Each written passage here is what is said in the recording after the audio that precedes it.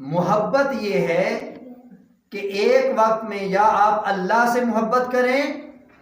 یا اللہ کو چھوڑ کر دنیا سے محبت کریں، دو محبتیں کبھی بھی جمع نہیں ہو سکتی۔ تو سامعین کرام، پیغام یہ ہے کہ ہم نے کوشش کرنی ہے ایک مسلمان ہونے کے ناطے،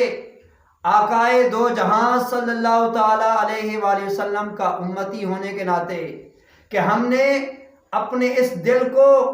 دنیا کی غلاظت سے پاک کرنا ہے۔ اس لیے پاک کرنا ہے تاکہ ہمارا رشتہ اللہ سے جڑ جائے۔